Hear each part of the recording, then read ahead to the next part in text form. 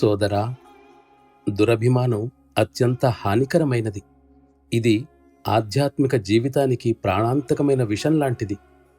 ఇది మనిషిని తన స్వార్థానికే బందీ అయ్యేలా చేసి, విశాల దృక్పథానికి దూరమయ్యేలా చేస్తుంది. సంకుచిత మనస్తత్వాన్ని సృష్టిస్తుంది.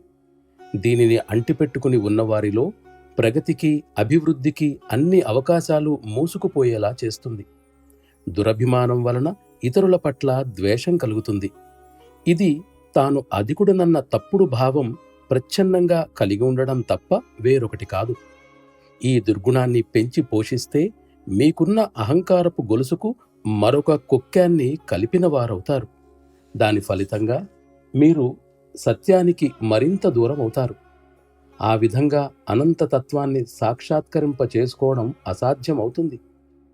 మతానికి మూలాధారమైన విశ్వప్రేమ పూర్తిగా అదృశ్యమై భగవంతుడికి మానవుడికి మధ్య వారధిలా భాసిల్లవలసిన ఆ మతమే ఇప్పుడు అడ్డుగోడగా నిలిచింది. మనం చేసే సాధనల అసలు ప్రాముఖ్యతను గురించి, అంతిమ గమ్యాన్ని గురించి స్పష్టమైన అవగాహన లేకుండా ఏ ప్రత్యేక రూపానికో లేదా సాధనకో కట్టుబడి ఉన్నట్లయితే బహుశా అతిపెద్ద తప్పు చేసిన వారం అవుతాం. భగవంతుడు ఏదో ఒక మతంలోనో ప్రత్యేకించి ఓ తెగలోనో లభ్యం కాడు. ఏవో కొన్ని రూపాలకు, విధానాలకు పరిమితుడు కానే కాడు. ఆయన్ను ధర్మశాస్త్రాలలో కనుగొనడం అసాధ్యం.